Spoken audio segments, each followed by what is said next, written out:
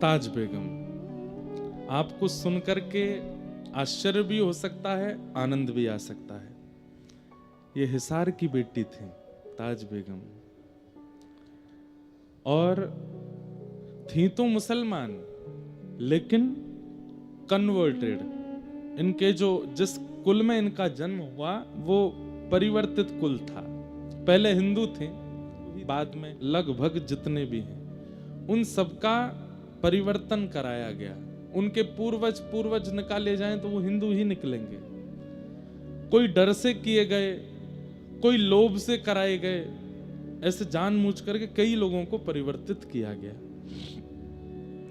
तो उन्हीं में से एक कयाम खानी, उस समय के मुस्लिम परंपरा थी कयाम खानी, उसमें इनका जन्म हुआ था ताज बेगम का। इनके पूर्वज हिसार के ही थे। और वो हिसार के कैसे हुए? तो करमचंद चौहान नाम के एक राजपूत थे, करमचंद्र चौहान। बहुत ध्यान से सुनिएगा सब लोग।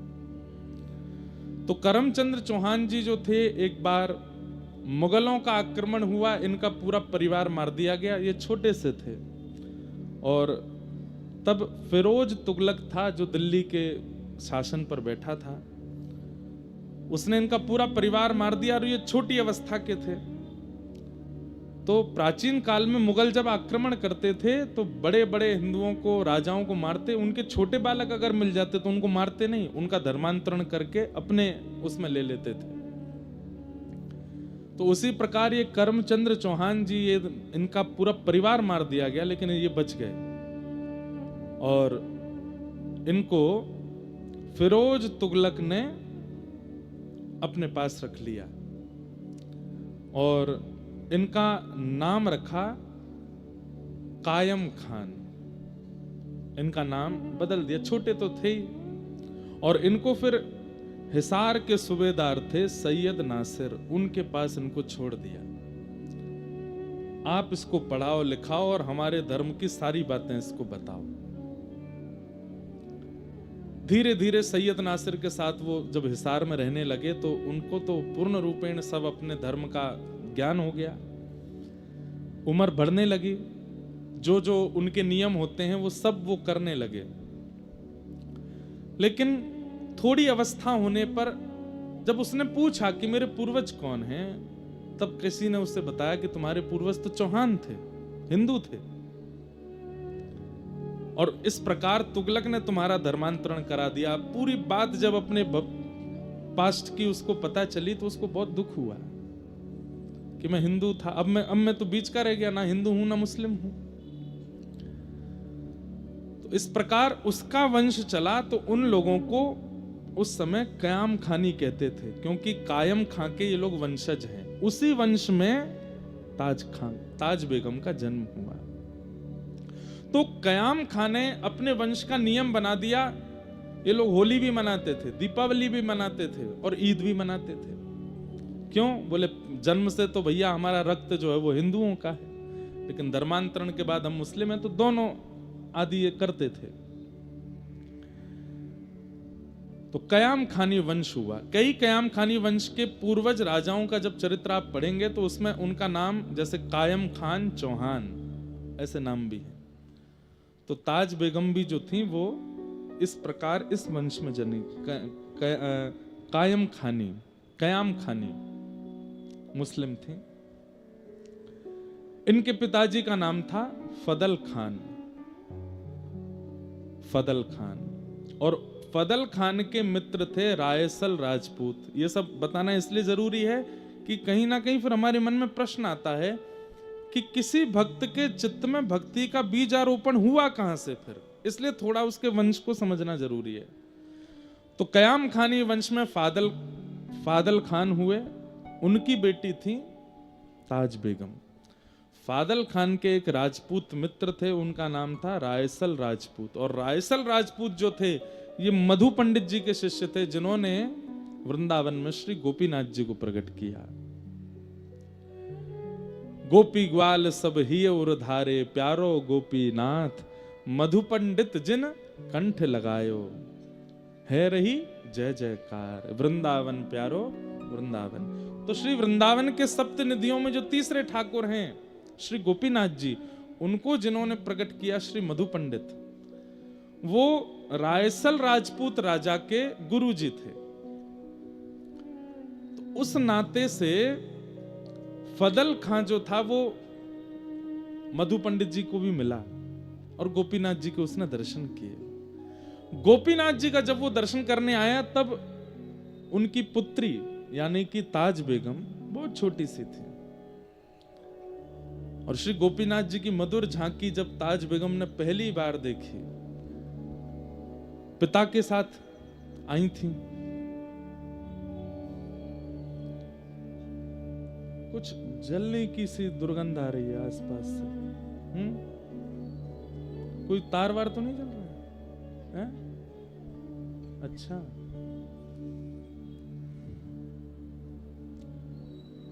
तो क्या बता रहे थे हम?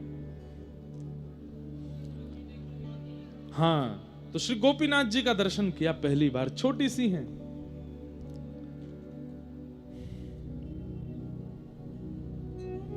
तो बड़ी असहनीय दुर्गंध है, क्या है? कुछ जल रहा है क्या आसपास पीछे?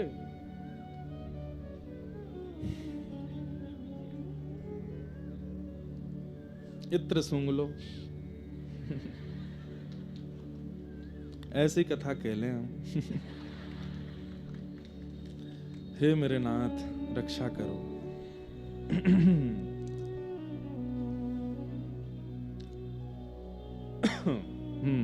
क्या बता रहा था मैं? हाँ, बहुत ज्यादा खान खान चर्चा हो गई ना।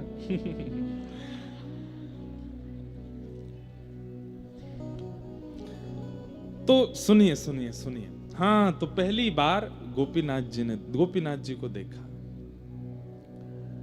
अब यहां फदल खान दर्शन करने नहीं आए थे, वो तो रायसल राजपूत थे, उनसे मिलने आए थे, और रायसल राजपूत मधु पंडित जी से मिलने गए थे। तो बस वहां उन तीनों की चर्चा चल रही थी किसी बात पर। यहां ये खेलती खेलती आंगन में, और ताज बेगम अंदर चली गई, और अंदर जाकर के जब ठाकुर जी का इसने दर्शन किया, बस दर्शन करके मानो जैसे गोपीनाथ जी बात कर रहे हों, गोपीनाथ जी को भा गई। भैया देखो, आप कितने भी भक्त चरित्र उठा के देख लीजिएगा, जितने भी भक्त बने हैं जिनके चरित्र व्यासपीठ से गाए जा रहे हैं, या तो वो ठाकुर जी ने स्वीकार किए हैं। भाई हम सब ठाकुर जी को स्वीकार करते हैं, पर हम पर ऐसी कृपा नहीं होती। दो ही भक्तों के चरित्र व्यासपीठ से सुनाए जाते हैं, सुने जाते हैं, पढ़े जाते हैं। पहले वो जिनको ठाकुर जी ने स्वीकार किया, दूसरे वो जिनको गुरुदेव ने स्वीकार किया। आपके चाहने से आप भजन नहीं कर पाओगे। इसलिए मैं कहता हूं कि आप भजन पर ध्यान दीजिए, नाम पर ध्यान दीजिए, नियम पर ध्यान दीजिए, पर उससे भी कई गुना ज्यादा ध्यान इस बात पर दीजिए कि मैं अपना निर्माण ऐसा करूं, अपने स्वभाव व्यवहार विचारों का निर्माण ऐसा करूं कि मैं ठाकुर को या अपने गुरुदेव को प्रिय लग जाऊं। क्योंकि उनका प्रिय बनना बहुत जरूरी है। लोग बाग क्या कर रहे हैं, नियम पर बहुत ध्यान देते हैं कि हमको इतने घंटा भजन करना है, इतनी माला करनी है, ये करना है, वो करना है, पर इन सब के चक्कर में अपने विचार और व्यवहार को वो लोग अच्छा नहीं बना पाते। इसलिए गुरुदेव और गोविंद को कभी प्रिय नहीं लगते। 2 लाख नाम जप रोज कर रहे हैं, लेकिन व्यवहार में अहंकार है, ईर्ष्या है, दूसरे के प्रति छल कर रहे हैं, दूसरे की उपलब्धि देखकर के सह नहीं पा रहे हैं। विचार और व्यवहार में शुद्धि नहीं है, कितने भी नियम कर लीजिए, ठाकुर जी के प्रिय नहीं बन पाओगे। हमारे जीवन का कल्याण क्या है? हरि को हम प्रिय लगे ना, हमको हरि प्रिय लगे ना, हरि को हम प्रिय लगे, हम हरि के प्रिय हो जाएं। ग्रंथ में वर्णन आता है कि ताज बेगम का स्वभाव था, वो भले ही मुस्लिम कुल में जन्मी, लेकिन उनके मन में दया का भाव था। वो कभी भी अवसरों पर, इनके उत्सवों पर जो भी मांस आदि खाने का प्रकरण होता था वो नहीं खाती थी, बल्कि लड़ती थी अपने पिताजी से। पिताजी, एक जीव को मार करके हम कैसा उत्सव मना रहे हैं, हम कौन से भगवान को प्रसन्न कर रहे हैं। जो एक जीव की मृत्यु स्वीकार कर रहा है वो परमात्मा एक दिन हमारी मृत्यु भी स्वीकार कर लेगा। ऐसे परमात्मा को हम कैसे भजन कर सकते हैं। पिताजी इस बात से बहुत लड़ती थी अपने घर में, दया की भावना थी, इसलिए गोपीनाथ जी को भागे। छोटी सी ताज बेगम मंदिर में प्रवेश कर गई। यहां बाहर बैठे मधु पंडित जी को अचानक से पता चला, उस समय किसी का भी मंदिर में गैर हिंदुओं का प्रवेश वर्जित था। क्यों? क्योंकि रूप बदल करके भीतर मंदिरों में जाते थे गैर मुस्लिम, और मंदिर में प्रवेश करके गर्भगृह में मांस के टुकड़े फेंके आते थे, अपवित्र करे आते थे। और एक बात और बताऊं, हमारे यहां अपरस का नियम ज्यादा नहीं था, सबको मंदिर में जाने का अवसर मिलता था और सबको ठाकुर जी की कम से कम दहली तक प्रणाम करने का अवसर मिलता था। लोग ही कितने जाते थे, दिन भर में 40 लोग चले जाएं, 20 लोग चले जाएं, बहुत बड़ी बात। सबको ठाकुर जी की दहली तक, कहीं कहीं तो ठाकुर जी के चरण छूने तक का अधिकार था। मुगलों के बाद जब अपवित्रता इन्होंने फैलानी प्रारंभ की, तब अपरस की स्थिति, सबको नीचे ही रुकना है, ऊपर कोई नहीं आएगा, पुजारी जी को कोई नहीं छुएगा, ऊपर कोई नहीं, ये सब नियम बन गए। मधु पंडित जी ने जैसे ही देखा कि ये फादल खान की बेटी भीतर घुस गई, उन्होंने तुरंत रायसल राजपूत से कहा, ये गलत है, लेके आओ। बस यहां मानो जैसे वो धीरे धीरे जा रही थी, गोपीनाथ जी उसको इशारा करके अपनी ओर बुला रहे थे, ताज बेगम जा रही थी, इतने में ही रायसल आए और हाथ पकड़ के बाहर ले आए। वो कहती रही कि वो मुझसे कुछ कह रहे थे, वहां कोई है अंदर, लेकिन किसी ने उनकी नहीं सुनी, ले गए। ये प्रथम बार मिलन हुआ ताज बेगम का ठाकुर जी से, बस एक अनुभूति जैसी हुई। उसके बाद धीरे धीरे ताज बेगम बड़ी हुई, मदरसों में जाके पढ़ती थी, अपने धर्म के ही सब चीजें वो सीखने लगी, करने लगी, धीरे धीरे सब उनका हुआ, बड़ी हुई। एक बार फादल खान को अकबर ने दिल्ली बुलाया और फादल खान अपनी पुत्री ताज बेगम को लेकर के गए।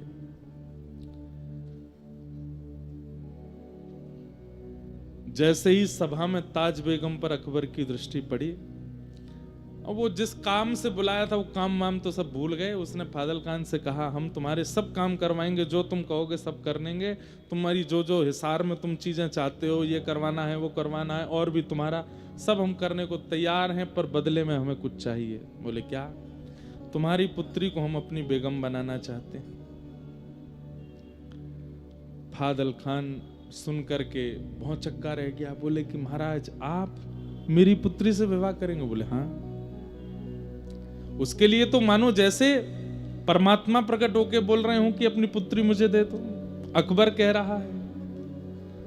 फादल खान बोले कि मौलवी से दिन निकलवाने की भी जरूरत नहीं महाराज, जिस दिन आप कहो तब ब्याह कर दूंगा। और बादशाह अकबर ने ताज बेगम के साथ विवाह किया। सुंदर तो वो बहुत थी, और बादशाह लोग यही देखते थे, इसके अलावा उनका कोई, उनकी तो अनेक पत्नियां होती थी। ताज बेगम के साथ विवाह कर लिया। लेकिन अकबर के यहां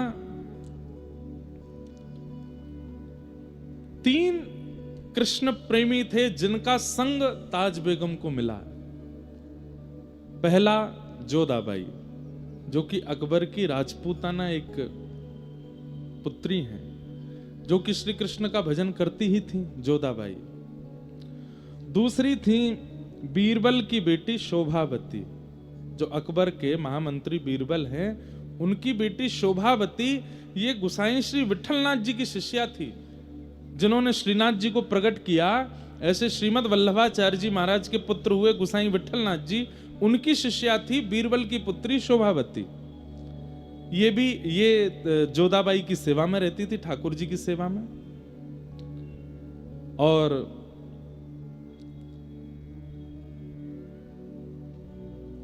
तीसरी हुई वृंदावन दास जी, एक थे, उनकी बेटी लीलावती।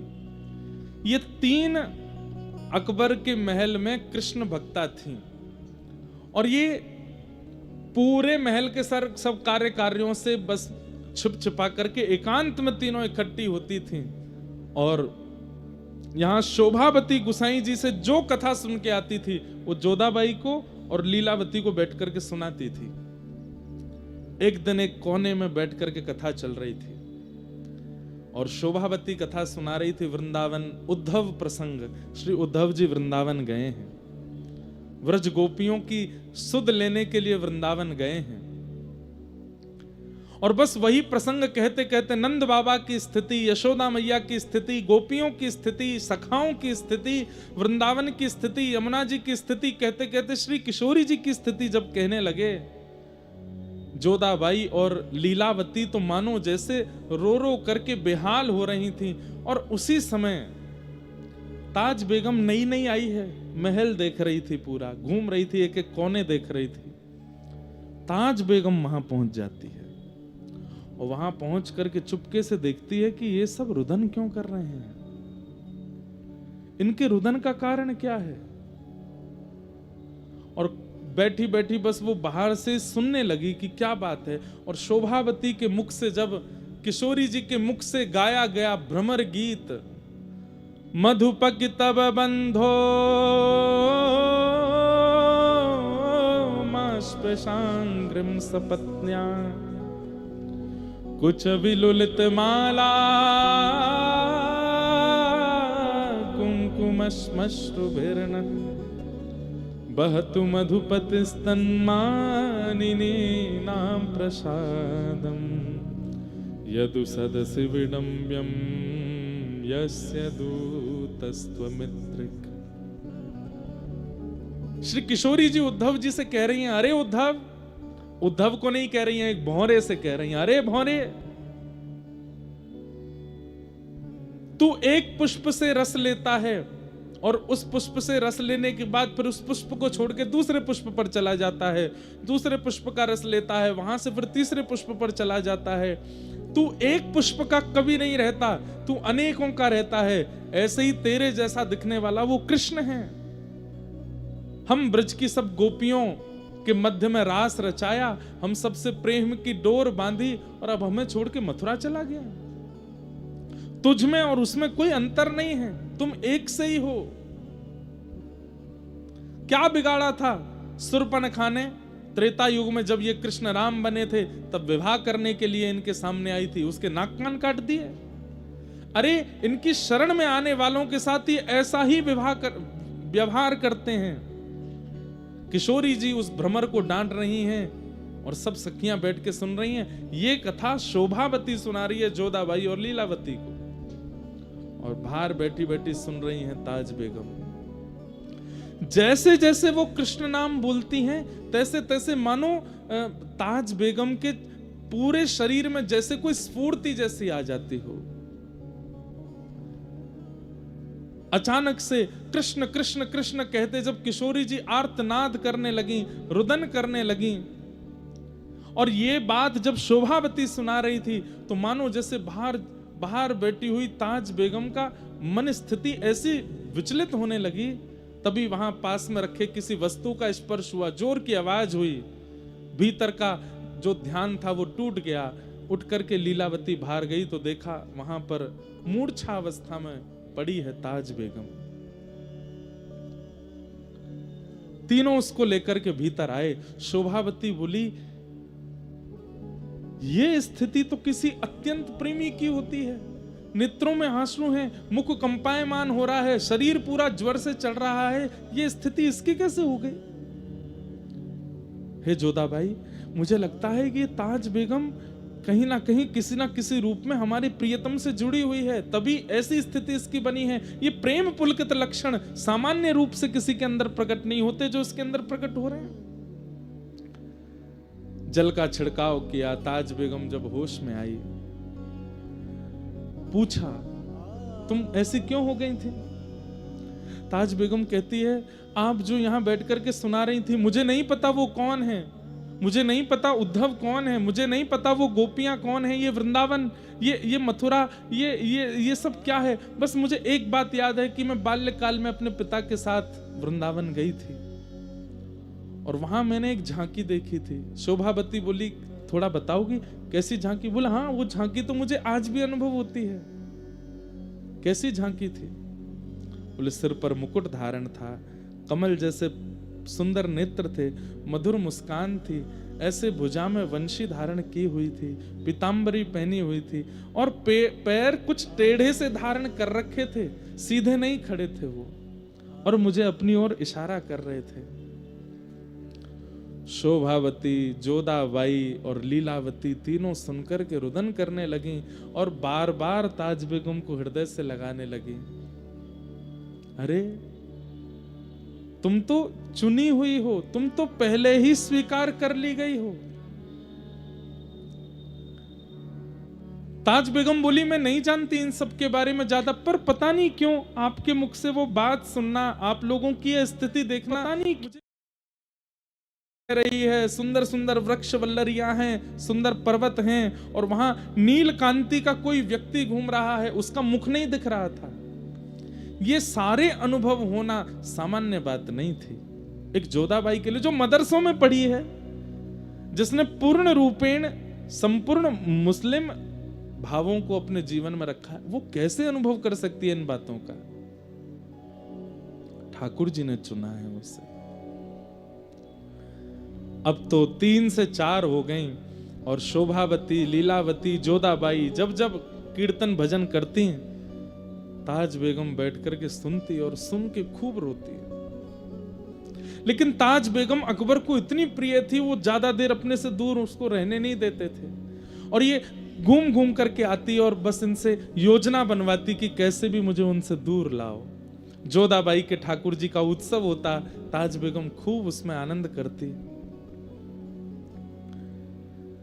यही कथाओं की श्रृंखला चलती गई और चलते चलते कुछ समय वर्ष निकल गया। आज ताज बेगम शोभावती से कहती है, मुझे ऐसा क्यों लगता है कि मैं एक जगह रुक गई हूं, उससे आगे नहीं बढ़ पा रही हूं। मैं एक स्थान पर ही, एक भाव में ही हूं, उससे ऊपर मेरे भाव जा नहीं पा रहे हैं। आप नित्य कथा सुनाती हैं पर मेरी स्थिति एक ही जगह, मानो जैसे मैं कहीं फंस गई हूं। उससे आगे बढ़ने का, इस पथ पर और आगे जाने का, जिस प्रियतम की आप चर्चा सुनाती हैं उनसे और मिलने का और क्या उपाय हो सकता है? तब शोभावती कहती है, गुरु आश्रय, शरणागति, गुरु दीक्षा, ब्रह्म संबंध,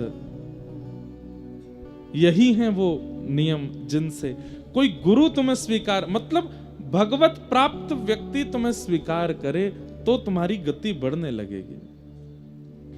ताज बेगम बोली, मुझे गुरु कैसे मिलेंगे?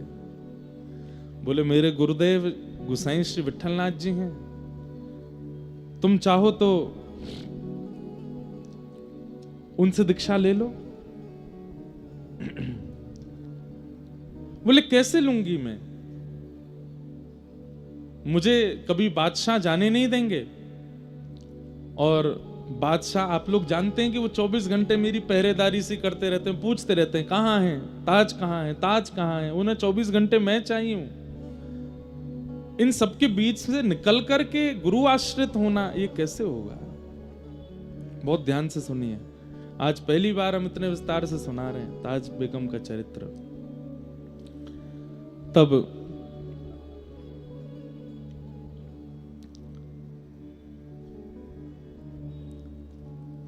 लीलावती, शोभावती ने कहा, पत्र लिखो और पत्र में गुरुदेव से ही पूछो कि इसका समाधान कैसे हो। तब ताज बेगम ने एक पत्र लिखा और पत्र लिख करके गुसाई श्री विठलनाथ जी को भेजा। उस पत्र में लिखा कि मैं ऐसे ऐसे, ताज बेगम मेरा नाम है, मैं अकबर की पत्नी हूं, मेरे लिए बहुत दुष्कर है कृष्ण भक्ति करना, पर मैं फिर भी करती हूं, मुझे क्या क्या अनुभव होते हैं वो सब लिखा।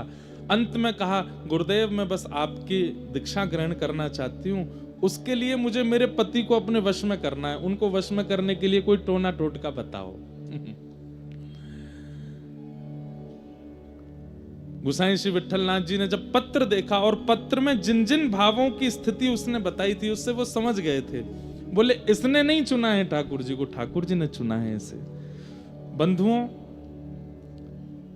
महीने 2 महीने में अधिकतर वृंदावन के स्वप्न आना, बार बार यमुना जी का दर्शन होना, बार बार वृंदावन रज की स्मृति होना, बार बार व्रजवासी और ब्रज के रसिक संतों का स्वप्न में आना, अनायास ही बिना किसी प्रयोजन किसी प्रयास के व्रज से कोई सामग्री घर आ जाना। और जब जब आप अपना फोन भी देखो या कुछ भी, मतलब ये कोई कोइंसिडेंस जैसा हो कि जब जब आप कुछ भी आधुनिक यंत्र भी खोलते हैं तो कोई व्रज की चर्चा या व्रज का भाव ही सुनाई देता है। और इसमें सबसे विशेष है कि स्वप्नावस्था, आपकी निद्रा अवस्था में व्रज बार बार आपके चित्त में आता है, तो कहीं ना कहीं गुरु या गोविंद के द्वारा आप स्वीकार किए जा चुके हो, ये उसका प्रमाण है। ताली तो आपने ऐसे बजाई जैसे सबको स्वप्न आता है वृंदावन का, नहीं। महीने में 1 बार आ गया, 2 महीने में 2 बार आ गया, ये नहीं, बार बार आता है, बार बार स्मृति होती है वृंदावन की, कुंज गलियों का अनुभव होता है। कभी निधिवन राज का दर्शन, कभी वृंदावन के श्री सेवा कुंज का दर्शन, कभी श्री राधारमण लाल जी का दर्शन, कभी राधा वल्लभ जी का दर्शन, और नहीं तो वहां के रसिक संतों का दर्शन, वहां के ब्रजवासियों का दर्शन। और वृंदावन भी आज वाला वृंदावन नहीं, या वो वाला वृंदावन नहीं जो आप पहले देख करके आए हो, भीड़ भाड़ है, लोग बाग मार काट मची है दर्शन की, नहीं। एक अलग सी अनुभूति होती है, परम शांत, परम सौम्य, परम शीतल वृंदावन का अनुभव स्वप्न में बार बार होता है, या जिस धाम पर आपकी निष्ठा है वहां का अनुभव होता है।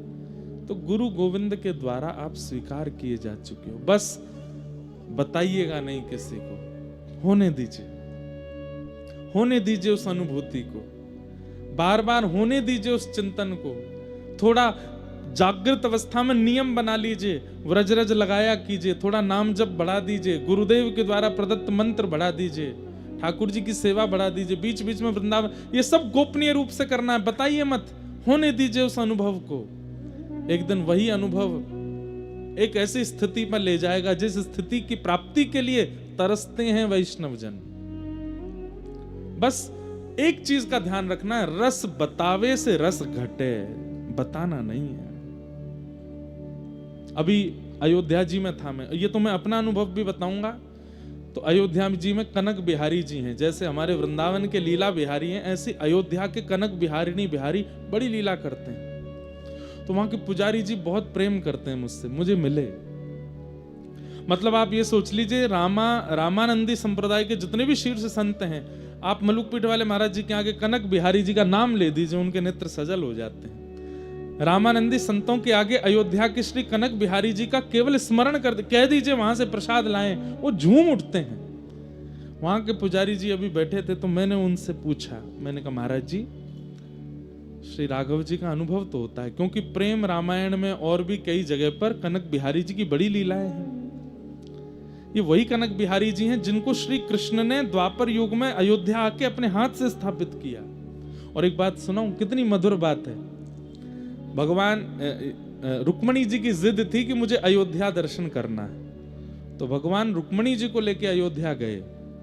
और जब अयोध्या गए तो अयोध्या में जाकर के प्रभु श्री कृष्ण ने जब राम विग्रह का दर्शन किया, अपने राम स्वरूप का दर्शन किया, तो श्री कृष्ण के नेत्र सजल हो गए। रुक्मणी जी बोली, आप इतने भावुक क्यों हो गए?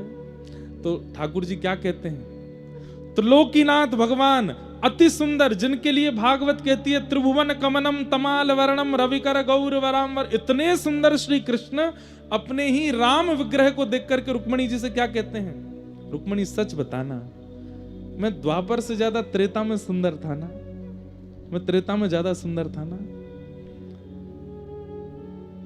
रुक्मणी जी कह रही हैं, आपकी सुंदरता पर तीनों लोग वारे वारे जाते हैं, आप जिसको देख करके भावुक हो रहे हो, निश्चित है कि वो आपसे तनिक सुंदर तो हैं।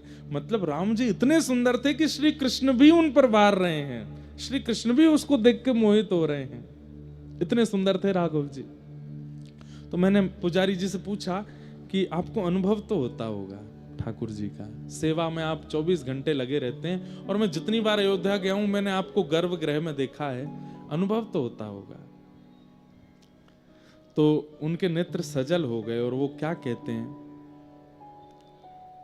कुछ साल पहले अनुभव होने बंद हो गए। मैंने कहा क्यों?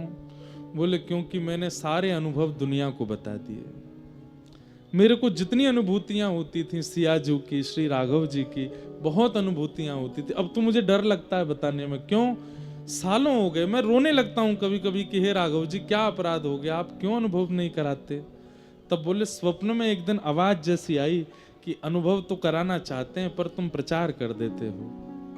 ठाकुर जी को आपकी अनुभूति का प्रचार उनको अच्छा नहीं लगता, वो चाहते हैं कि आपके साथ कोई लीला करें, पर आपका जब देखते हैं कि आप सब जगह बता देते हो कि क्या अनुभव स्वप्न में हुआ, क्या अनुभव वहां हुआ, वृंदावन गए तो क्या हुआ, बरसाना गए तो क्या हुआ, संतों को बताने दीजिए, कथावाचकों को बताने दीजिए, आप मत बताइए, वो उससे रस घटेगा, अनुभूति होनी बंद होगी। तो जब पत्र में लिख करके गोसाई जी से पूछा कि ये मेरी स्थिति है, अंत में लिखा कोई टोना टोटका बताइए जिससे मेरे पति मेरे वश में हो जाएं और ये मुझे आपके शरणागति लेने की आज्ञा दे दें।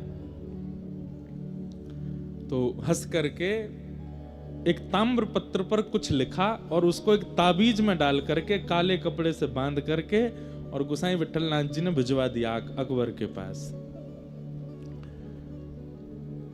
ताज खां के हाथ जब वो पड़ा तो बोले कि ये ताबीज भेजा है गोसाई जी ने और लिख दिया था कि इसको अपने पति के गले में बांध दो। ताज खां से प्रेम तो करता ही था अकबर। गई और जाकर के पति से कहा देखो आपको नजर ना लगे, आपको कोई इतने, आप युद्ध में जाते रहते हो, आपकी सुरक्षा के लिए मैंने एक ताबीज बनवाया है, आपको पहना दूं। वो प्रेम तो इतना करता है, अरे तुम जो चाहे को लाओ पहना दो। गले में पहना दिया। अब अकबर की 1 2 3 4 नहीं अनेकों पत्नियां थीं, वो सब ताज बेगम से चिढ़ती थी। उन सब ने ये देखा कि इसकी कोई ऐसी बात निकाल के लाओ कि जो हम अकबर को बताएं तो वो इसको त्यागे। तब किसी ने बताया, बोले कि जोधाबाई तो हिंदू है, उसको तो अकबर ने आज्ञा दी है कि तुम अपना भजन कीर्तन करो, पर मैंने देखा है लीलावती शोभावती और जोधाबाई की सत्संग में छुप करके ये भी जाती है। और कहीं ना कहीं अकबर के गले में जो ताबीज है इसने किसी हिंदू फकीर से बनवा के मंगवाया है अकबर को अपने वश में करने के लिए। ये बात जाकर के अकबर बोले दंड तो तुमको दूंगा, लेकिन पहले मैं ताबीज खोल के इसके अंदर क्या लिखा है, क्या डाला है वो देखूंगा। और ताबीज खोल करके उसने अंदर से पत्र जब निकाला तो अंदर क्या लिखा था उसमें, कामन तामन टोटका, गोसाई जी विठलनाथ जी ने लिखा है, कामन तामन टोटका यह सब डारो धोए, पिया कहे सो कीजिए आप ही ते बस होए। क्या लिखा था कि ये कामन तामन टोटका टोना आदि इन सबको छोड़ो, तुम्हारा पति जो कहे वो करो, उसी में तुम्हारी भलाई है, ये लिखा था उसने। ये पढ़ करके अकबर तो बड़ा खुश हुआ, बोले फकीर तो बहुत अच्छे हैं, इन्होंने तो स्पष्ट लिख दिया है कि ये टोना टोटका वगैरह इन पे भरोसा मत करो, पिया कहे सो कीजिए आप ही बस हो। मेरा मन हो रहा है, अरे ये ताबीज तो बहुत अच्छा है, ये ताबीज तो है, तुम सब इसकी शिकायत, तुम सबको भी ऐसे ताबीज बनवाना चाहिए, पिया कहे सो कीजिए। गुरु कृपा कैसे होती है, मेरा मन हो रहा है इनसे मिलने का कि कौन है ये फकीर, कौन है। ताज बेगम का तो हाथ पैर कांपने लगा, कैसी गुरु कृपा, ताबीज में ऐसा क्या लिख के दिया है कि वो राजा के मन में, अकबर के मन में आ गया कि मुझे मिलना है इनसे। बोले गोवर्धन में विराजते हैं गोसाई श्री विठलनाथ जी, चलो इनको मिलके आते हैं, इतना अच्छा बेगमों को ज्ञान देने वाले फकीर को तो मिलना चाहिए। निकल पड़े ताज बेगम के साथ गोवर्धन। तलहटी में पहुंचे। अब अकबर बादशाह तो पूरे भारत का है, तो उसके आगे तो आना पड़ता था। गुसाई जी वैसे किसी बादशाह को देख के, हमारे ब्रज के संत ज्यादा उसको देते नहीं थे, लेकिन अकबर में थोड़ा, आप अकबर को देखें, इस पर संतों की बड़ी कृपा। स्वामी श्री हरदास जी का चित्र जो आज पूरे विश्व को मिला, ये अकबर ने बनवाया था। स्वामी श्री हरदास जी का चित्र जो वीणा हाथ में लेके हम सब दर्शन करते हैं, वो अकबर ने बनवाया था। और कहते हैं जहां पर अकबर बैठ के नमाज पढ़ता था, वहां पर मीराबाई का और गोस्वामी तुलसीदास जी का और स्वामी श्री हरदास जी का, इनके चित्र लगे रहते, दर्शन करता था वो।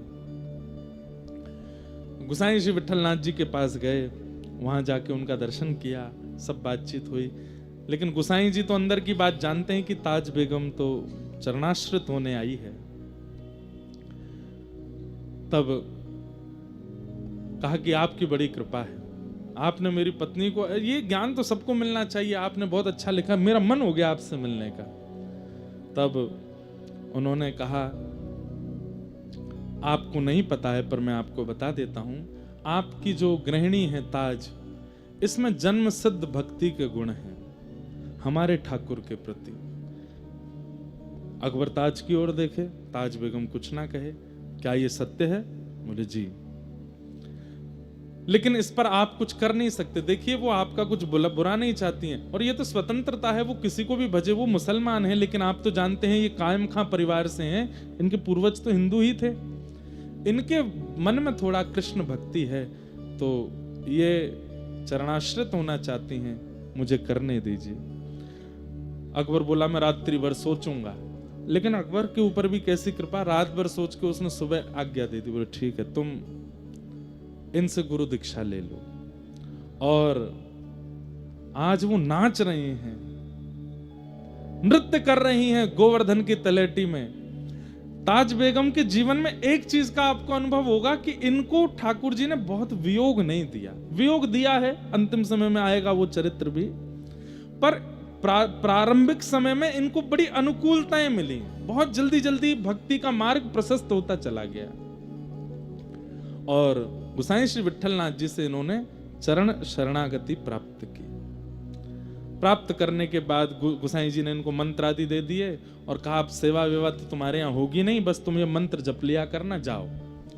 और ताज बेगम वापस दिल्ली आ गई। यहाँ पर जोधाबाई ने और आदि वो जो दो सखियां और थीं, शोभावती और लीलावती, उन्होंने उत्सव मनाया ताज बेगम के इस मंगलमय दिवस का। आज गुरु दीक्षा हुई है। ताज बेगम अब लिखने लगी हैं। गुरु कृपा होते ही लिखना प्रारंभ हो गया। और ताज बेगम सबसे पहला क्या लिखती है? छैल जो छवीला, सब रंग में रंगीला बड़ा। छैल जो छवीला, सब रंग में रंगीला बड़ा। चित्त का अड़ीला कहू, देव तो सुन्यारा है। माल गल सोहे, नाक मोती सेत जो है कान। कुंडल मन मोहे लाल, मुकुट सिर धारा है। दुष्ट जन मारे सब संत, जो उबारे ताज। चित्त में निहारे प्रण, प्रीत करवारा है। नंदजू को प्यारा, जिन कंस को पछाड़ा। वह वृंदावन वारा, कृष्ण साहिब हमारा है। वह वृंदावन वारा, कृष्ण साहिब हमारा है। और ताज बेगम लिखती हैं, और सुनकर के जोधाबाई आदि सब निहाल हो जाती हैं। एक बात तो मैं कहता हूं बंधुओं, जो पाएगा वो गाएगा, वो बिना गाए रह नहीं सकता। और पाए बिना गा रहा है, बिना पाए ही गा रहा है, तो इसका मतलब पाने वाला है। गा रहा है तो इसका मतलब पाने वाला है। गाने वाले की दो ही स्थिति हो सकी, या तो पा चुका है या पाने वाला है। आजकल भी कई लोग रचनाएं करते हैं, पर रचनाओं में लोक रंजन की भावना ज्यादा होती है। लोक रंजन की भावना, ये रीझ जाएं, ये रीझ जाएं। कई बार हम भजन गायकों को भी देखते हैं, बड़े बड़े मंचों पर आते हैं, तो गाते समय ठाकुर जी का स्तवन नहीं कर रहे होते, वो लोगों को देख रहे होते। देखा शब्द पर, मैंने देखो क्या लिखा, मैंने ये शब्द कैसे लिखा। वो लोक रंजन की भावना आ जाती है उनके चित्त में। लोक रंजन के लिए तो बड़े बड़े कवि भी लिखते हैं, लेकिन ठाकुर जी के रंजन के लिए ठाकुर जी की कृपा से ही लिखा जाता है। कितने सुंदर शब्द लिखे हैं। गोसाई श्री विठलनाथ जी का कभी कभी दर्शन करने के लिए जाती थी। एक दिन गोसाई विठलनाथ जी ने परीक्षा ले ली, बोली कि सुनो, तुम भजन करती हो? बोले हाँ। बताओ श्रीनाथ जी को देख करके तुमको क्या अनुभव होता है, ठाकुर जी का दर्शन करके तुमको क्या अनुभूति होती है? वहीं बैठ करके, आंसू कवि बन गई हैं ताज बेगम, वहीं बैठ करके लिख दिया है। क्या गा रही हैं? ध्रुव से प्रहलाद, गजग्राह से अहिल्या देखी, शोर और गीधियों विभीषण जिन तारे हैं, पापी अजामिल सुर हरि रैदास कहूं, नानक मलूक ताज तुलसी के प्यारे हैं, धनी नाम देव दादू सदना कसाई जान, गणिका कबीर मीरा सेन उर्धारे हैं, जगत को जहान बीच नाम सुनो, राधा के वल्लभ कृष्ण वल्लभ हमारे हैं, राधा के वल्लभ कृष्ण वल्लभ हमारे। हे नाथ, हे गुरुदेव, मुझे इनके प्रति वल्लभ की स्थिति होती है। राधा के वल्लभ ये हैं और हमारे वल्लभ कृष्ण हैं। मुझे इनमें ऐसा लगता है कि ये मेरे प्रियतम हैं। अच्छा, एक बात और स्पष्ट कर दूं, गोसाई विठलनाथ जी मंदिर में नहीं ले जाते ताज बेगम को, बाहर मिलते हैं मंदिर से। और ताज बेगम भी साजवाज के साथ आती है, भाई रानी है, लेकिन वह भी इतनी मर्यादा जानती है, कभी नहीं कहती कि मुझे अंदर ले चलो, बाहर ही बैठ के मिलते हैं गोसाई जी उससे। एक खिड़की है, वहां से दर्शन करती है। आज गुरुदेव से कहती है, अब मैं रह नहीं पा रही हूं दिल्ली में, मैं क्या करूं, बार बार मेरे प्राण निकलने को होते हैं, मुझे वृंदावन चाहिए, मुझे व्रज चाहिए, मैं यहां से दूर नहीं रह पाऊंगी। गोसाई जी ने कुछ नियम बताए, बोले इनका पालन किया करो। अब यहां अकबर को भी अनुभूति हो रही है कि धीरे धीरे धीरे धीरे ताज बेगम जो है ये हमारे वश में नहीं है। इसकी स्थिति अब ऐसी होती जा रही है कि वो दिखने लगी है। 4-5 मौलवियों ने आकर के अकबर से कह दिया, अकबर, हमने महल में सुना है कि एक हिंदुवानी आपकी मुगलानी जो है वो हिंदुवानियों का प्रचार करती है, वहां हमने सुना है विठलनाथ जी से दीक्षा लेके आई है, ऐसा ऐसा कुछ। तो अकबर कहते नहीं नहीं ऐसा कुछ नहीं। बोले अगर ऐसा है तो ये आपकी राजगद्दी के लिए बहुत घातक है। अगर ये बात पूरे भारत के मुसलमानों को पता चलेगी तो आपके प्रति श्रद्धा खत्म हो जाएगी। अकबर को लगने लगा कि जोधाबाई तक तो ठीक है, लेकिन ताज बेगम की खबर अगर बाहर फैल गई कि वो कृष्ण भजन करती है, कथा सुनती है, तो मेरे प्रति अश्रद्धा हो जाएगी। तो एक दिन ताज बेगम से बोलते हैं, देखो तुम बार बार वृंदावन मत जाया करो। ताज बेगम बोली, देखिए मैं वृंदावन के बिना रह नहीं सकती, अब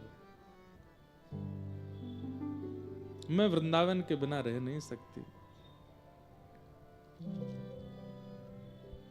अब मुझे जाना है और मैं आपसे प्रार्थना कर रही हूं, मुझे रोकिए मत, नहीं तो मेरा देह रह जाएगा, प्राण निकल जाएंगे। मैं बस आपसे एक ही चीज मांगी, हर महीने मुझे वृंदावन जाने दिया कीजिए,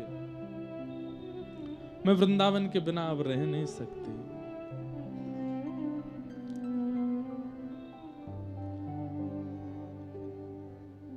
कन्हैया कन्हैया पुकारा करे, प्रेम डोरी से हम बांध लेंगे, उन्हें प्रेम डोरी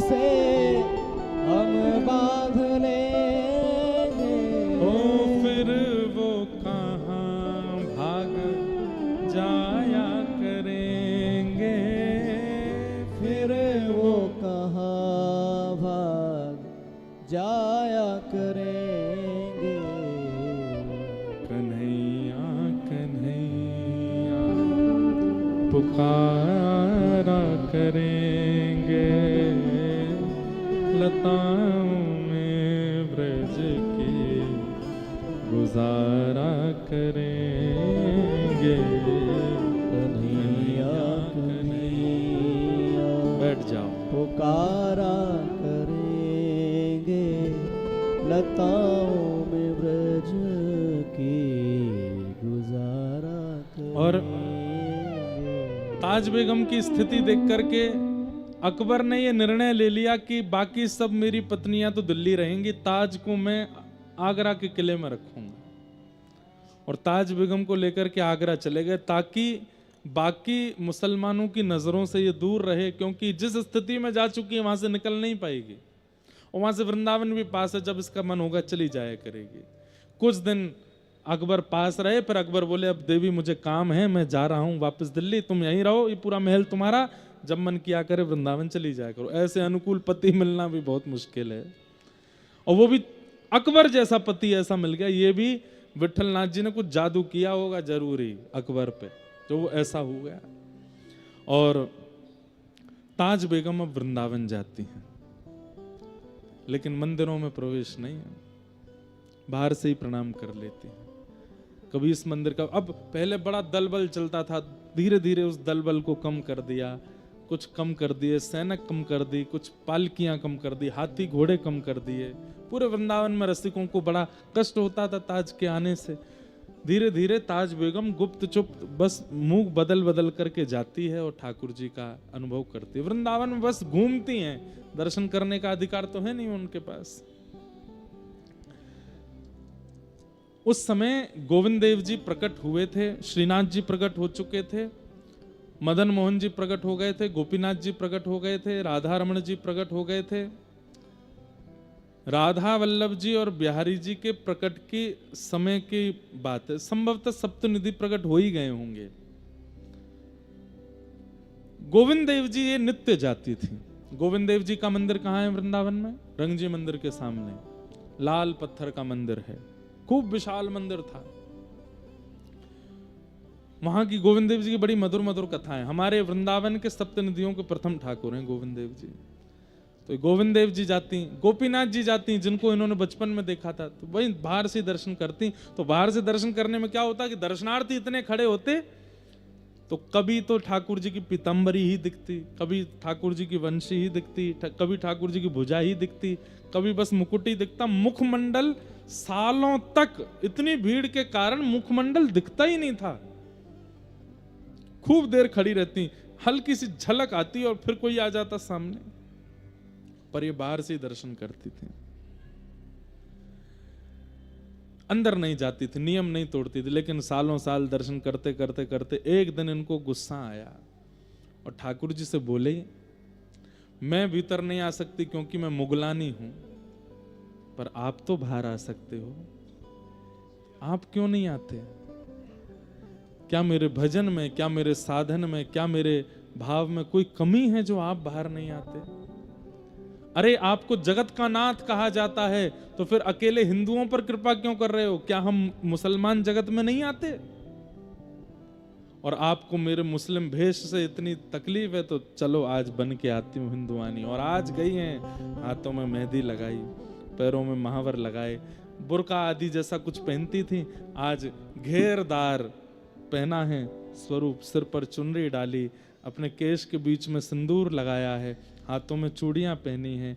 और जैसा एक हिंदू प्रवेश हमारे माताएं बहनों का जैसा स्वरूप होता है, वैसा स्वरूप बना करके, पैरों में पाजे वादी पहन करके, और बिल्कुल मानो ऐसा लग रहा था कोई राजपूतानी आ रही है।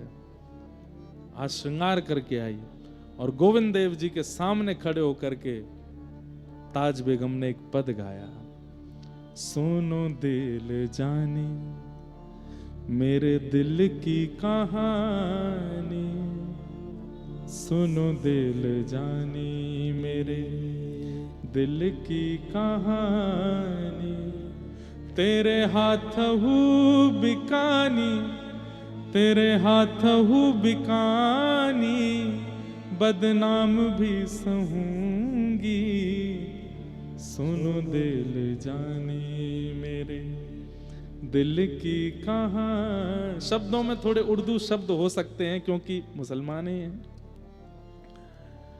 देव पूजा ठानी में नवाज हूँ भुलानी तजे। क्या देखना चाहते हैं आप? गोपियां आई थी, मैंने सुना था लीलावती जब कथा सुनाती थी दिल्ली में, वो कहती थी कि जब गोपियां सब छोड़ करके आपकी शरण में आई, आप उनसे भी पूछ रहे थे कि क्यों चली आई हो। तब गोपियों ने कहा था, मयिवम विभोर हति भवान गदितुम नृशंसम संत्यज्य सर्व विषयाम स्तव पाद मूलम। हम सब छोड़ के आपकी शरण में आई हैं क्योंकि आप ही कहते हैं प्रेम गली अति सांकरी तामे दो ना समाये। जिस हृदय में आप सब छोड़ करके गोपियां गई थी आपके पास, मैं भी सब छोड़ के आई हूं, सब छोड़ दिया मैंने। देव पूजा ठानी आप, मैंने सुना कि शंकर जी पर जल चढ़ाने से आप प्राप्त होते हो, तो मैं शिव जी का आराधन करने जाती हूँ। मैंने सुना यमुना स्नान से आप मिलते हो, तो मैं यमुना स्नान करती हूँ। मैंने सुना गले में कंठी माला पहनने से आप मिलते हो, मैं गहने नहीं पहनती, पूरे गले में कंठी माला पहन के रहती हूँ। कैसे भी मिलो तो सही। देव पूजा ठानी मैं नवाज हूँ भुलानी तजे, कलमा कुरान तेरे गुनन गहूंगी मैं, सुनो दिल जानी मेरे दिल की कहानी। तेरे हाथ हूँ बिकानी, तेरे हाथ हूँ बिकानी, बदनाम भी सहूंगी, सुनो दिल जानी। अगर आपको लगता है कि मैं आगरा में रहती हूं इसलिए आप मुझे नहीं मिल रहे, तो चलो ब्रजवास कर लूंगी। वृंदावन के बाहर सीमा पर एक निवास बना लिया, वहां रहने लगी। उसके बाद फिर 1 वर्ष प्रतीक्षा करी कि मैं भीतर नहीं आ सकती, लेकिन आप तो आ सकते हो बाहर। नहीं आए ठाकुर जी। फिर एक दिन श्रृंगार करके आई, फिर रोने लगी सामने आके। और क्या कह रहे हैं? सांवला सलोना सिर ताज सिर कूले दिए, तेरे नेह दाग में निदाग हो रहूंगी मैं, सुनो दिल जानी मेरे दिल की कहानी। तेरे हाथ हूँ बिकानी, तेरे हाथ हूँ बिकानी, बदनाम भी सहूंगी, सुनो दिल जानी। नंद के कुमार हे कुमार, हे कुमार,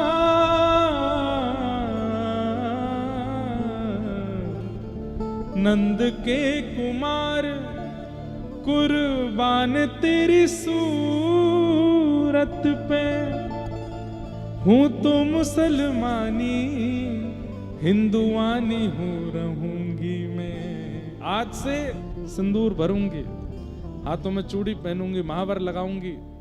जैसे आपको हिंदू प्रिय है तो मैं हिंदू बन के रहूंगी।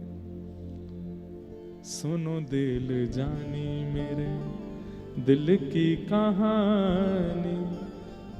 तेरे हाथ हूँ बिकानी, तेरे हाथ हूँ बिकानी, बदनाम भी सहूंगी, सुनो दिल जानी।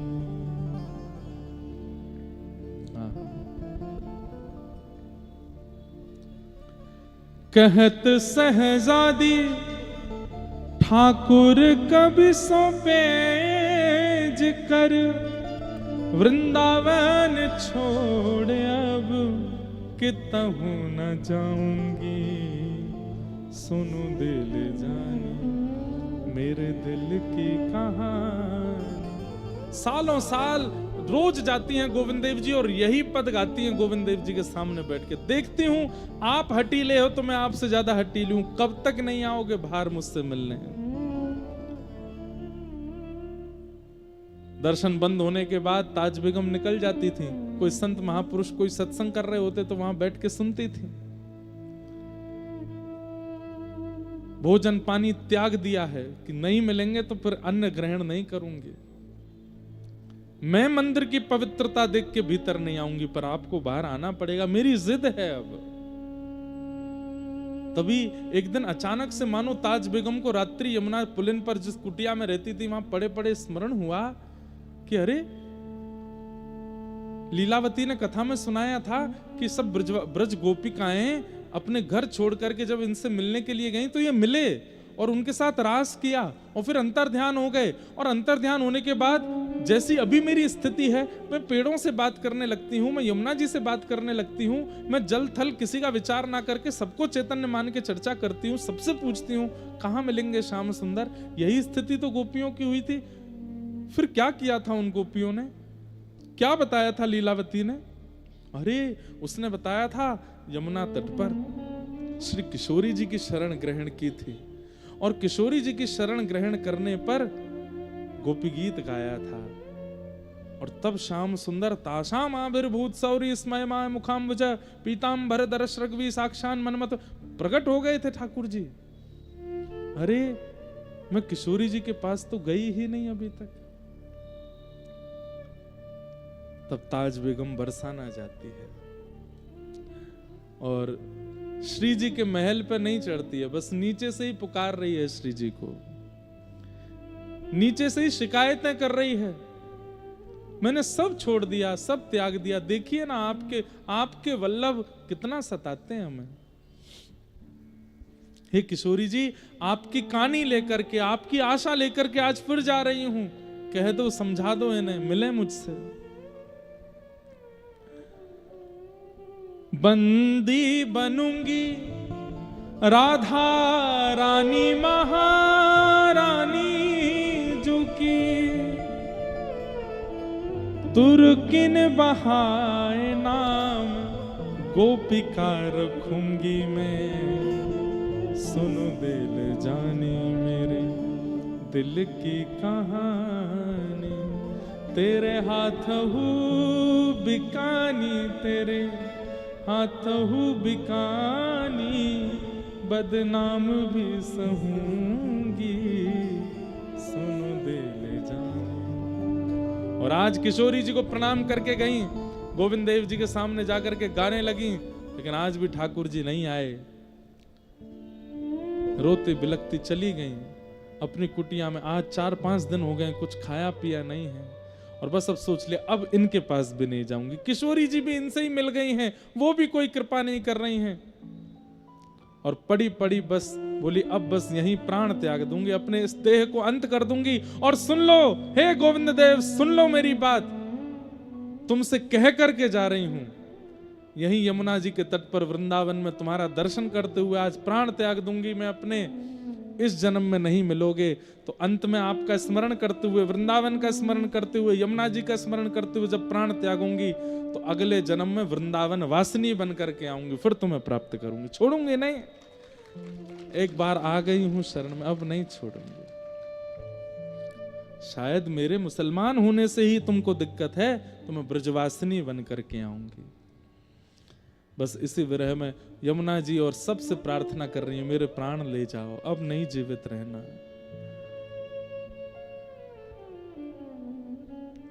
तभी गोविंद देव जी अपने भोग प्रसाद का थाल एक अपनी पीतांबरी में बांध करके अपने कंधा पर धर के निकल पड़े मंदिर से। अर्धरात्रि का समय है, चंदन की सौंधी सुगंधी आ रही है, ताज बेगम के नेत्र खुल नहीं रहे हैं, भूखी प्यासी है कितने दिनों से। अरे बड़े बड़े उसमें रही है, राजशाही तरीकों से रही है, भूखा रहने का अधिकार उसको अभ्यास नहीं है। प्यास के कारण जीव सूख गई है, कंठ सूख गया है, प्राण निकलने की स्थिति में है, और उसी समय देखती है कि किसी ने दरवाजे पर दस्तक दी है। चंदन की सुगंधी से पूरी कुटिया महक उठी है, और तभी द्वार खुलता है। आहा, वरहा पीडम नटवर वपुः कर्णयो कर्णकारं बिभ्रतवासः कनक कपिसं वैजयन्तीं च मालां वंशी विभूषित करा नवनीर दाभात पीतांबरा अरुण बिंब फलाधरोष्ठात् कमल नयन श्याम सुंदर की ऐसी मधुर झांकी। अपने कंधे पर थाल लिए, दूसरा हाथ अपने कमर पर रखे और ठाड़े हैं। अरे ताज, तो को भूख ना लगे? देख करके तो ताज बेगम बस अपने होश खो बैठी है। श्याम सुंदर, गोविंद देव, मेरे मदन मोहन, मेरे साहिब आप हैं क्या? हाँ, मैं ही आया हूं। मूर्छित हो गई, वहीं मूर्छित हो गई। ठाकुर जी अपना थाल रखे, ताज बेगम के सिर पर अपना हाथ फेरने लगे, उसके अश्रु पोंछे और बस ये क्षणिक सी कृपा करके ठाकुर जी वहां से अंतर ध्यान हो गए। कोई कहता है ठाकुर जी घर आएंगे तो हम ऐसा करेंगे, ठाकुर जी घर आएंगे तो हम अंगना सजाएंगे, दीप जलाएंगे। अरे ठाकुर जी घर आएंगे, बेहोश हो जाओगे आप, उनकी रूप झांकी सह नहीं कर पाओगे। और एक बात बोलूं, ठाकुर जी घर आए और आप कुछ कर पाए तो समझो ठाकुर जी ने कोई और आया है। ठाकुर जी घर आए तो कुछ नहीं होगा, कुछ कर ही नहीं पाओगे, बैठे रह जाओगे, स्तब्ध मूर्तिमंत हो जाओगे, आपकी इंद्रियां शिथिल हो जाएंगी। ठाकुर जी चले गए, अपनी पीतांबरी और पीतांबरी में बंधे थाल को छोड़ गए। थोड़ी देर बाद जब होश आया, रोने लगे। निकल करके बाहर पूरे वृंदावन की परिक्रमा रोते हुए लगाया, कहां चले गए श्याम सुंदर, कहां चले गए आप? नहीं मिले।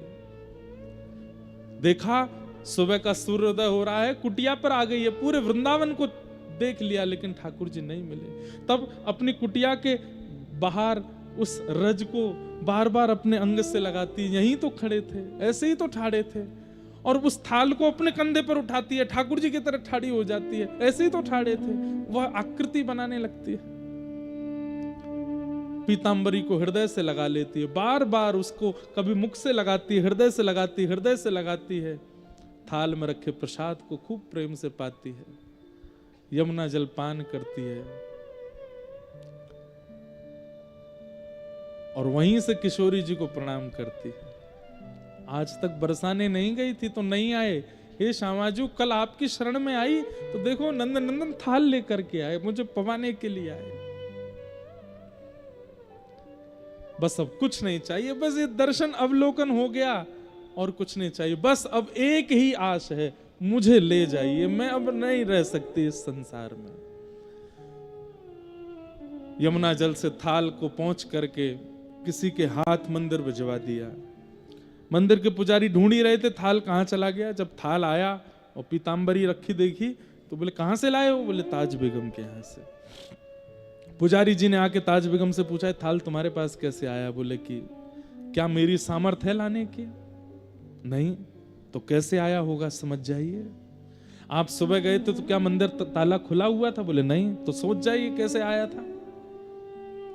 पुजारी जी को ये बात समझ आ गई और उन्होंने जाकर के पूरे वृंदावन में ये बात फैला दी कि श्री ठाकुर जी ताज बेगम के यहां जाते हैं। अब तो यश होने लगा ताज बेगम का, घबरा गई इससे, ये नहीं चाहिए था मुझे। अब तो जहां से निकलती हैं लोग प्रणाम करते हैं, दंडवत करते हैं। अब तो मंदिर के द्वार खोल दिए, बोले भीतर आ जाओ दर्शन कर लो। ताज बेगम कहती नहीं, ये सब नहीं चाहिए था। आधी रात में ही वृंदावन छोड़ करके महावन चली गई, गोकुल के पास। भ्रातः तिष्ठ टले टले विटपिनाम ग्रामेषु भिक्षामटः स्वच्छंदम पिबयामुनम जलमलम चीराणि कंथाम कुरु सम्मानम कलयाति घोर गरलम। भक्ति में सबसे बड़ा विष क्या है? बहुत सम्मान मिलना। मिलना दोष नहीं है, उस सम्मान को ग्रहण करना ये बहुत बड़ा विष है। भक्ति घटेगी। हमसे पूछिए कितना अपने आप को बचाना पड़ता है, इतना सम्मान देते हैं, इतना सब कुछ मिलता है, नहीं स्वीकार करना। मतलब उनको तो दिखाना पड़ता है कि सब स्वीकार है, पर मन से उसका त्याग करना पड़ता है, नहीं तो भक्ति में शून्यता आ जाएगी। आधी रात निकल पड़ी और महावन चली गई ताज बेगम, और वहां जाकर के बस कृष्ण गोविंद का नाम गुणगान करती। अब एक बहुत सुंदर पद है, मुझे याद नहीं है, लेकिन उसकी अंतिम पंक्ति याद है। अब ताज बेगम बहुत सुंदर सुंदर पद रचना करने लगी है। अब हिंदी भाषा में करने लगी है, हिंदी से भी ब्रज भाषा में करने लगी, अब उर्दू शब्दों का प्रयोग नहीं करती है। तब होली का समय आया और वहीं महावन में एकांत में अपनी कुटिया में बैठी बैठी ताज बेगम मानसी चिंतन करती है ठाकुर जी का। और तब धमार का पद उन्होंने गाया, जो आज भी श्रीनाथ जी में धमार जब होली के पद आते हैं तो वो पद गाया जाता है। बहुरी ढप बाज रहे, इस प्रकार से वो पद है ताज बेगम का।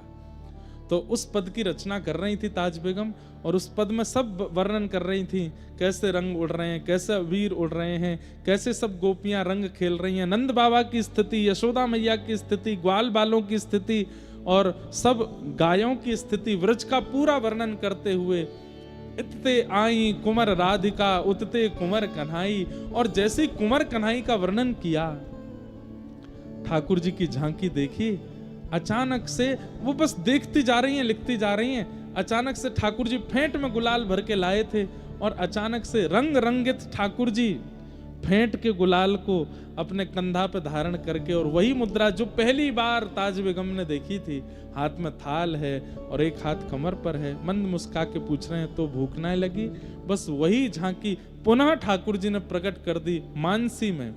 और यहाँ पद लिख रही हैं, वो पद लिखते लिखते अचानक रुक गई। अब इस रूप का कैसे वर्णन करूं? ठाकुर जी मंद मंद देख रहे हैं, तभी ताज बेगम को दिखाई देता है कि उस होली में ताज भी खड़ी है और ताज का हाथ जाकर के ठाकुर जी ने पकड़ा, ला करके होली के भीतर जैसे ही प्रविष्ट कराया है, ताज बेगम के प्राण वहीं छूट गए।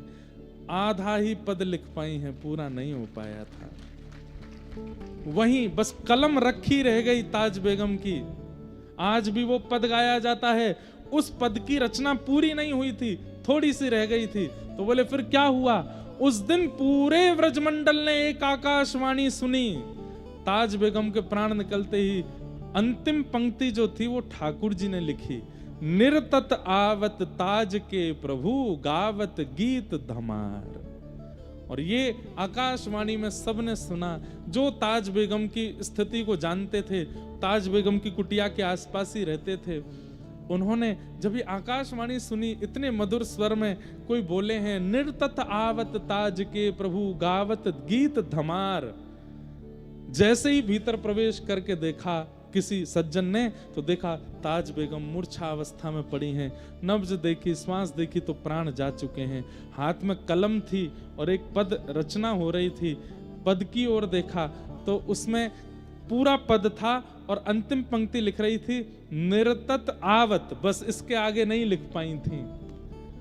तब उन्होंने नेत्रों में आंसू भराए, ठाकुर जी ने आकाशवाणी करके पद को पूरा किया, निर्तत आवत ताज के प्रभु गावत गीत धमार। और श्री ताज बेगम को ठाकुर जी अपनी नित्य लीला में प्रवेश कराकर, आज भी ताज बेगम की समाधि है महावन में। बड़े बड़े सिद्ध लोग जाते हैं और वहां जाके श्री ताज बेगम जी को प्रणाम करते हैं। ऐसी ताज बेगम जिन्होंने ठाकुर जी को प्रियतम मान करके, उनके प्रति पति भाव रख के,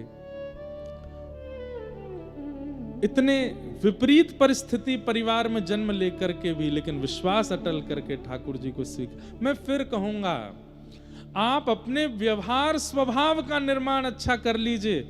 आप ठाकुर जी को नहीं स्वीकार करो, ठाकुर जी आपको स्वीकार करेंगे। आप तो केवल अपने स्वभाव का निर्माण, विचारों का निर्माण, व्यवहार का निर्माण अच्छा करो, ठाकुर जी आपको स्वीकार करेंगे। ये बात निश्चित है। ताज बेगम मुसलमान परिवार में जन्मी, अकबर की पत्नी बनी, इतनी विपरीतताएं होते हुए भी ठाकुर जी ने उनको स्वीकार किया। साधन नहीं था उनके पास, नाम जप नहीं था उनके पास, केवल व्यवहार था, विचार था, स्वभाव था, जिससे गुरु भी मिले और गोविंद भी मिले, दोनों की प्राप्ति हुई। ऐसी ताज बेगम के मंगल भाव को हम प्रणाम करते हैं, बार बार वंदन करते हैं। लेकिन एक मूल बात, जिनकी कृपा से ताज बेगम को ठाकुर जी की प्राप्ति हुई, कौन है? श्री किशोरी जी, हमारी श्री राधा रानी।